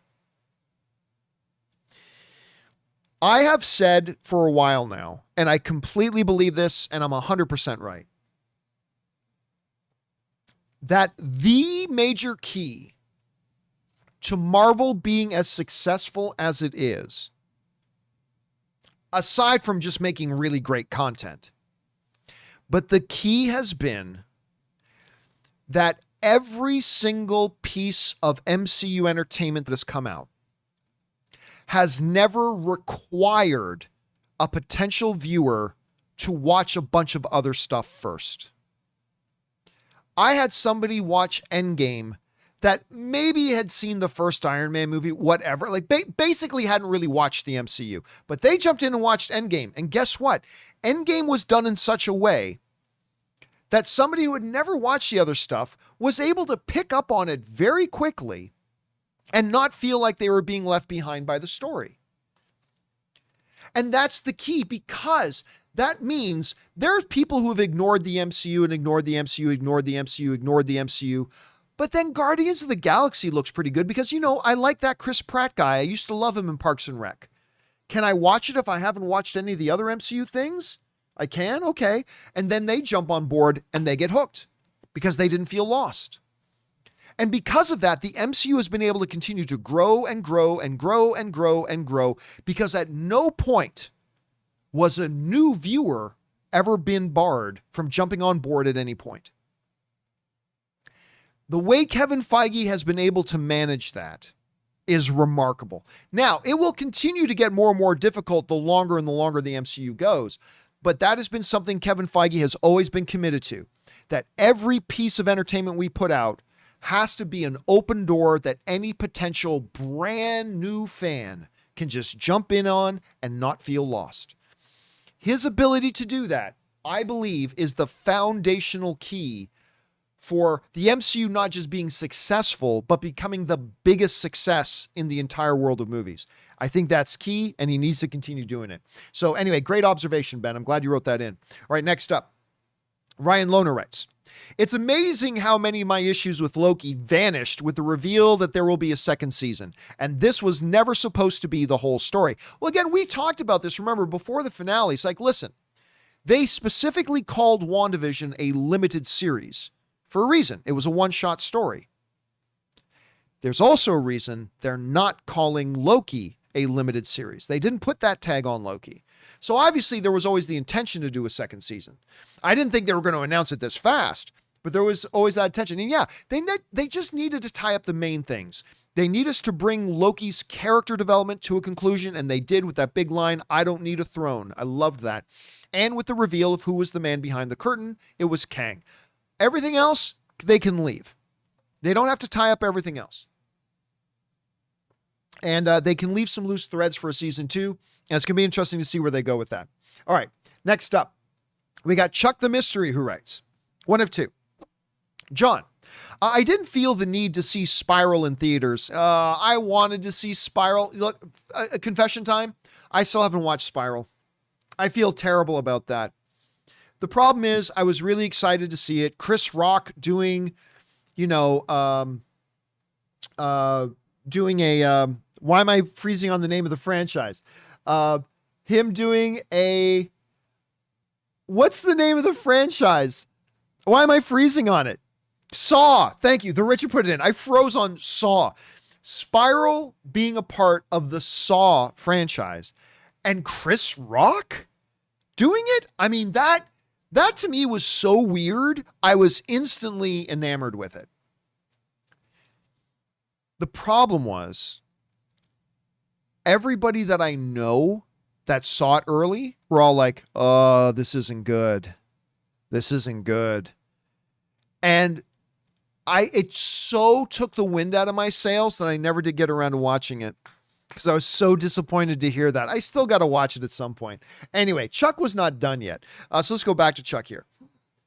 So Chuck writes, I didn't feel the need to see Spiral in theaters because I haven't liked a Saw movie since the first one. But I lost my spot there, but I actually thought this one was going to be good. I did too, man. Finally watched it, and for me, it just wasn't. It couldn't decide if it was a police procedural or a horror movie. Well, there's no reason it can't be both, I guess. A real shame. My question is, since this film seems to be getting a fairly tepid response, is the Saw franchise done? Or, because these films are inexpensive, will they make more? Thanks. And that's a great question, Chuck. And by the way, our friend DJ Taterskin sends in like a $20 super chat badge in the live chat. Thank you, DJ Taterskins. I appreciate that, man, very much. Thanks for the support. Here's the thing. The Saw franchise was run into the ground ages ago. I mean, let's just call it what it is. This is a franchise that was run into the ground ages ago. But because they're relatively inexpensive to make and they don't need to make a ton of money and it's a very recognizable IP, they just keep going. I think after the lackluster results of Spiral, they will probably take a break for a while, but I have no doubt we're going to get another Saw movie at some point. Make it for $200,000 and make 1.1 million. I mean, as long as the brand name is recognizable, somebody will try to capitalize on it. And I don't blame them. I don't blame them in the least. And hopefully they can revive it. You know what? Honestly, I think it's just time to reboot Saw. Saw is a franchise that can still work. Inexpensive, make some profit, but I think it's time to reset it. Get a new jigsaw, reset this thing, and then start moving forward again. At least that's my guess. That's my take on it anyway. Okay, time for a couple more here. James Lockman writes, I know you were debating on whether or not to go and watch The Hitman's Wife's Bodyguard. I'm not debating. I'm going to go out and see it. It's Ryan Reynolds. I've fallen behind, but I'm going to go see it. It's just that I also like Spiral. I heard some not so great things, but not as bad as Spiral. I've also heard some okay things. I watched it recently and thought it was okay. It wasn't terrible, but it wasn't great either. It's something that you can wait for when it comes out on HBO Max, but I want to see it on the big screen. Yeah, so I appreciate you giving me that heads up on that. Again, it's Ryan Reynolds, so I got to see it. I got to support the fellow good Canadian kid, Ryan Reynolds. I mean, this is how much of a good Canadian kid Ryan Reynolds is. He's from Vancouver. You know what Ryan's Twitter handle is? Van City Reynolds, giving homage to his hometown of Vancouver, British Columbia, Canada. Good Canadian kid, got to support him. So I got to get out and see this thing soon. But yeah, I've heard it's at best. I've heard that it's at best okay. So I still got to support it. All right, guys. Last two that we'll do here today, and then we'll wrap it up. James Lockman also writes in, he tips in like $20. Thank you, James, for supporting us on that level, man. Appreciate that. He writes, Here's a list to great home stretch for 2021. Snake Eyes. Very excited for Snake Eyes. Suicide Squad. I'm out of my mind with excitement for Suicide Squad now. Shang-Chi. The trailer was awesome. Venom 2. I love the first Venom. No Time to Die. Bond, baby. The Eternals. Top Gun Maverick. Spider-Man No Way Home. Matrix 4 and Dune. My Regal Unlimited will be put to good use once again. Yeah, we do have a listen. I think we are now allowed. Look, there are still places where the pandemic is still very, very much a problem. And by the way, with the new variants, medicine shouldn't be political, okay? So take your political bullshit and shove it up your ass. Get vaccinated, okay? Get vaccinated. The numbers that are coming out are staggering. Everybody who is now dying of the pandemic are unvaccinated people. Get vaccinated, please. Because we're seeing COVID numbers now starting to go up again when we've seen them on the decline for a long time because there's these new variants coming out. And guess what? It's all people who haven't been vaccinated, or at least 99% of them haven't been vaccinated. So please get vaccinated so we can continue to enjoy nice things. That's all. But now, that being said,